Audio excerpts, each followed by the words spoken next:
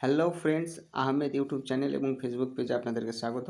তো পিকেএল মানে pro kabaddi league, মানে কাবাডি যে লিগ রয়েছে সে লিগ পিকেএল সিজন 11 এর অল ক্যাপ্টেন সম্পর্কে আজ আলোচনা করব। তো ফার্স্ট আসছে পুনেরি পাল্টান। তো পুনেরি পাল্টানের ক্যাপ্টেন কে হবে? চোখ বন্ধ করে আসলামী নামদার, কারণ আগের বার চ্যাম্পিয়ন হয়েছে আসলামী নামদার। সুতরাং এবারও পুনেরি পাল্টানের ক্যাপ্টেন আমরা কাকে দেখতে পাবো? আসলামী নামদার। দ্বিতীয় টিমকে যে রানার্স আপ হয়েছিল কে? হরিয়ানা স্টিলার্স। তো হরিয়ানা স্টিলার্সের এবারের ক্যাপ্টেন কে হতে পারে? আগের বারের কে ছিল? আগের বারে ছিল জয়দীপ। তবে এবারে হরিয়ানা স্টিলার্সের ক্যাপ্টেন হবে কে? মোহাম্মদ রেজা সাদলু। একদম চোখ বন্ধ করে, তাহলে হরিয়ানার ক্যাপ্টেনকে মোহাম্মদ রেজা সাদলু। তারপর আমাদের সবার প্রিয় আমাদের কলকাতা টিম, কী নাম? বেঙ্গল ওয়ারিয়ার্স। তো বেঙ্গল ওয়ারিয়ার্সের এবার একটু সমস্যা হবে, কারণ সুলতান ফাজালও চলে এসছে বেঙ্গল ওয়ারিয়ার্সে, আর মাইটি মানিন্দার তো আগে থেকেই ছিল। পিকেএল হিস্ট্রির নাম্বার 1 ডিফেন্ডার আর নাম্বার 2 রিডার্স। তো আমার মতে সুলতান ফাজালি হবে বেঙ্গল ওয়ারিয়ার্সের ক্যাপ্টেন।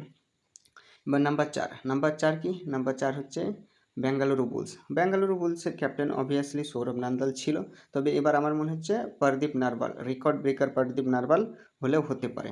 তারপরে দাবাং দিল্লির ক্যাপ্টেন আসু মালিক ছিল, তবে এবার নবীন কুমার হবে, কারণ আগেরবার নবীন কুমার ইনজার্ড ছিল, সেই কারণে আসু মালিক ক্যাপ্টেন ছিল। তবে এবার যেহেতু নবীন কুমার ফিট, সেই কারণে দাবাং দিল্লির ক্যাপ্টেন হবে আসু মালিক। তারপরে পাটনা পাইরেটসের মেন সমস্যা হলো পাটনা পাইরেটসে কোনো ভালো প্লেয়ারই নেই। যে পাটনা পাইরেটস পরপর 3বার কাপ নিয়েছে, সেই পাটনা পাইরেটসের ক্যাপ্টেন মেটেরিয়ালসই নেই। তো পাটনার ক্যাপ্টেন হতে পারে আমার মতে শুভম সিন্ধে, যে এক্সপিরিয়েন্স অনেকটা রয়েছে। আর তাছাড়া হতে পারে কে? চ্যাঙ্গলি। তারপরে আসছে কি? তেলেগু টাইটেন্সের ক্যাপ্টেন কে হবে? এটা তার কোনো বলার রাখে না, কোনো আকাঙ্ক্ষাই রাখে না। তেলেগু টাইটেন্সের ক্যাপ্টেন চোখ বন্ধ করে কী হবে? আমাদের সবার প্রিয় কে? পবন সেহরাওয়াত। তারপরে আসছে কে? ইউ মুম্বা আরেকবার ক্যাপ্টেন ছিল সুরিন্দর সিং, তবে এবার যেহেতু সুনীল কুমার চলে গেছে, সুতরাং মুম্বাইয়ের ক্যাপ্টেন কে? সুনীল কুমার, চোখ বন্ধ করে। Jaipur pink Panthers. তো জয়পুর পিঙ্ক প্যান্থার্সের এবারের ক্যাপ্টেন কে হতে পারে? আগেরবার সুনীল কুমার ছিল, কিন্তু সুনীল কুমার এবার মুম্বাই চলে গেছে, তাই এবার জয়পুরের ক্যাপ্টেন কী হবে? অর্জুন দেশওয়াল। এটা একদম চোখ বন্ধ করে। তারপরে কি রয়েছে? তামিল থালাইভার্স। তো তামিল থালাইভার্সের আগের বারের ক্যাপ্টেন কে ছিল? সাগর রাঠি। বর্তমানে ক্যাপ্টেন কে হবে? বর্তমানের ক্যাপ্টেনও সাগর রাঠি হবে। তো পরবর্তী টিম কি রইল? পরবর্তী টিম রইল গুজরাট জায়ান্ট। তো গুজরাট জায়ান্টের আগের বারের ক্যাপ্টেন কে ছিল? সুলতান ফাজল। তবে সুলতান ফাজল এখন আমাদের বেঙ্গল ওয়ারিয়ার্সে চলে এসেছে। তো সুতরাং এবার গুজরাটের ক্যাপ্টেন নীরজ কুমার, কারণ রামমেহের সিংয়ের ফেভারিট প্লেয়ারের মধ্যে একজন হচ্ছে নীরজ নারওয়াল।